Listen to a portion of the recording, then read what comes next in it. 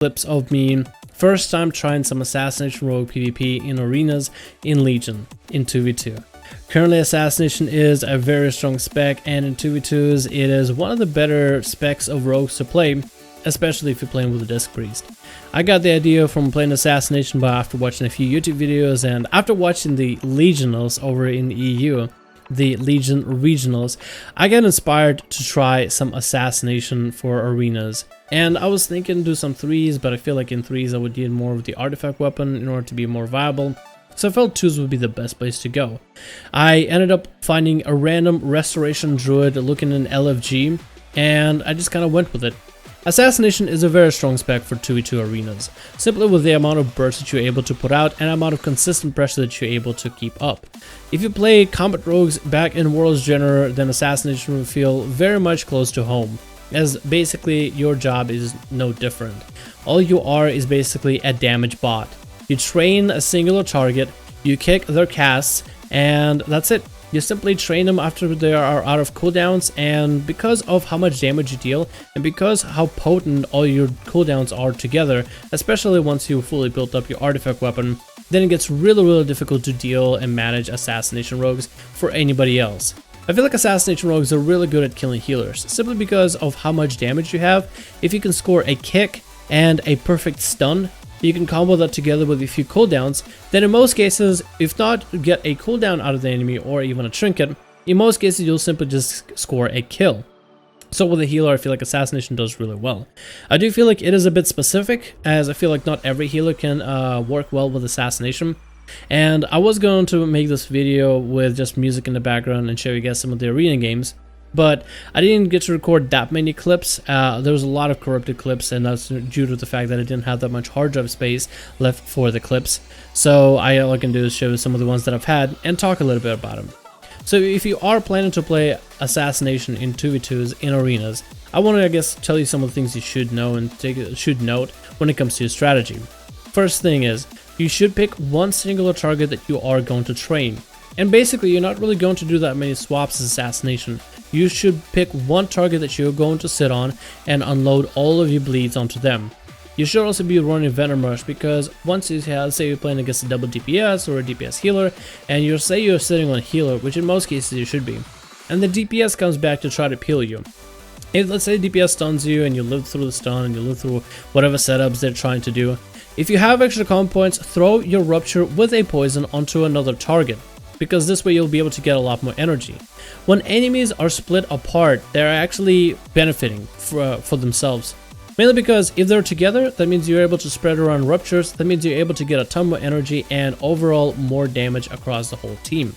So if you are able to, while sitting on a singular target, in most cases it will be healer or one of the squishier, more killable DPS, and the other target comes near you as to DPS or peel or setup or whatever, if you have the comm points, feel free to spare a few comm points to throw a Rupture with a poison onto another target. The extra energy you'll get out of it is definitely going to be worth the while, because as the game goes on, as cooldowns go down, having higher energy means you're generating more comm points, means you're able to get more envenoms in the game. The more envenoms you're able to put out, the lower you'll keep the enemy's health, and that really helps out with healers.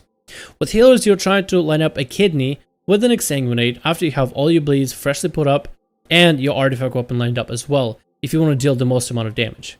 But when you don't have the lineups available, if you have System Shock available, which will slow down your opponent tremendously, and you have an Envenom available, the System Shock and Venom combo will dip your enemy's health low in a burst-like format, and it'll allow you to maintain pressure onto the enemy. So your bleeds are taking down damage, your auto attacks are taking down damage, you're able to control and kick your opponent and control their casts, as well as you have System Shock giving you random bursts with Envenoms. And Envenoms on their own deal a ton of damage as well. So you basically are just trying to score the enemy and just keep them at a certain health level without letting them get too much advantage back or letting them completely recover. And then you're trying to line up a kidney with all your bleeds fully refreshed, and then throw a full exsanguinate to let those bleeds start ticking. On top of it, you want to combo your artifact weapon because of the burst potential of everything. Your dots are ticking, then you have your artifact weapon ticking, and maybe while your exsanguinate bleeds are ticking quickly, you might be able to build up for a full 5 comm point in Venom, and be able to give a lot more burst to your enemy. And most of those burst damage that I'm talking about, the exsanguinate with full bleeds, the artifact weapon, and then while they're bleeding down, get a full 5 comp point in Venom from a few mutilates on the target. All that can be done without the burst from Vendetta. And the way you would use Vendetta is basically you would apply it in the middle of all the bursts right before you do it. The way I like to use Vendetta, since it does give you the energy back, is after I'm lining up on my enemy, and since you don't have Mark for Death, I like to put up Vendetta right before I can line up a kidney. So I put up Vendetta, then a kidney, then exsanguinate, then I use my artifact weapon, and then I spam out mutilate, mutilate, envenom, mutilate, mutilate, envenom, and you get so much energy back because of the Vendetta that gives you all the energy. Exsanguinate is feeding you energy early. And by then you might even be able to, after you go through the mutilates and envenoms, like 2 envenoms, you might be able to get enough energy as you get energy fed back to line up a full rupture back on your target and Garrote back on your target, so you won't have any downtime. Which takes a little bit of practice, and it is a little bit difficult to explain it in terms of like a perfect rotation, because I feel like arena situations aren't always like this. There could be a CC thrown out, the enemy could try to get distance on you if they're a monk. So explaining this rotation and trying to get you guys a specific rotation to follow is a little bit difficult, because when you go into actual PvP, the actual application of it isn't always the same. So I like to just talk about the theory and have you guys kind of give you the idea to practice on. As Assassination, I felt like the best healers to run with were not Resto Druids. I feel like Resto Druid, while a good healer, a very solid choice, and the clones are very, very needed since you don't really have that much CC. I feel like a Disciplined Priest offers you a lot more. I kind of like the Disciplined Priest defensives, the offensive pressure of a Disciplined Priest, the fact that there's 2 different schools of cast, the damage that Discipline could put out on a single target, the single target healing that the Discipline puts out. I think those are the things that make a Disciplined Priest that much better than, let's say, a Restoration Druid. If anything, I feel like a Paladin might be a pretty good choice, because a Paladin can technically burst together with the Rogue. With the Rogue's massive burst, and if the Paladin specs properly with talents into burst, where they have wings available to deal damage to an enemy, then I feel like Rogue Paladin might work best.